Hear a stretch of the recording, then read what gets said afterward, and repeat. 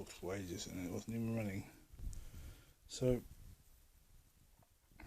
this iron core thing with a copper wire through it, it was going onto my pinpointer, and I showed it it's a closed circuit and it was a copper coil going through it, and it was a very, very thin one, because if you look at it, it's very small circuits. So if it's micro circuits, clearly it's dependent on remaining micro. If you look at my wires, they're too big. But if you look at these thin wires, these little diddly wires here, it's the ones that were on it, like a Tesla coil.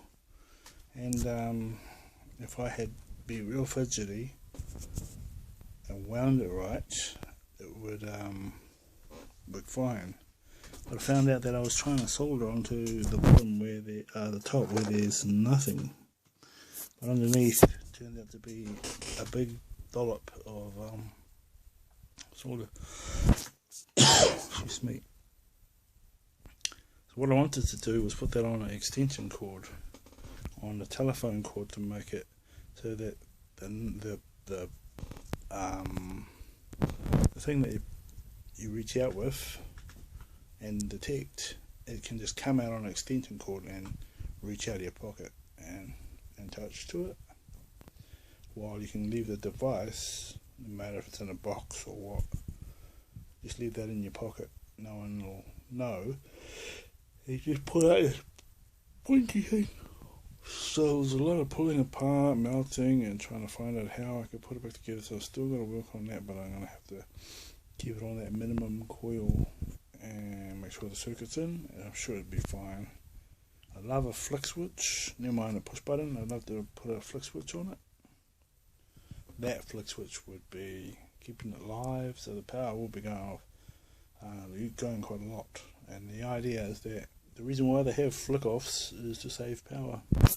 So a lot of things, they've done it. So what I also was trying to do was after that, I was trying to get one of these. It's a multi-input plug that's usually on metal detectors. Like there's a male one right there, if you can see it. So what I wanted to try to use the circuit of the tunable pinpointer. You can tune it over here. Potentiometer. I wanted to put that on the metal detector. Find out if I could use it as a metal detector. Because if you can control it with a variable switch, you can control what it discriminates or what it doesn't. And that in itself is primo. And you can just have a light to show that it's finding something. And that's primo too, because you can just do it silent with a flashing light. So I was trying to figure out how I could wire the coil to the circuit. So if it comes across, if it's got any iron in it, and looking at it, it's got lots of metal. I thought, well, what if I could just stick that iron thing in there somewhere, be part of the circuit, so if it ever goes anywhere near metal, it will sound off. But in saying that, it actually has that built in, and it's really big and fancy and all that like this. But I just wanted to find out if metal detectors, if pinpointers could be changed into metal detectors. Like I found that the pinpointer actually does vibrate when it's made out of gold when it touches it, so it gets within proximity. So I thought, wow, now if I get a pinpointer to turn into a sounder and a light flasher, and that's a metal detector as well, why can't I just put it on a metal detector? I thought to myself, why can't we just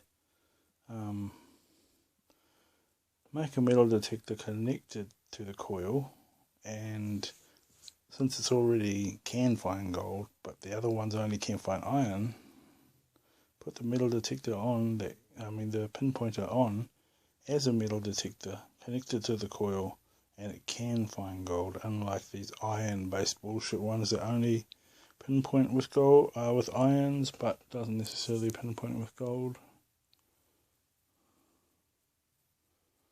So I thought I'd remember what I wrote. And it's kind of like a write note. Yeah, so I found all these parts. It could have helped to make another metal detector. I also looked up how to make a metal detector. Trying to find out how to make those threshold type. I haven't found it yet.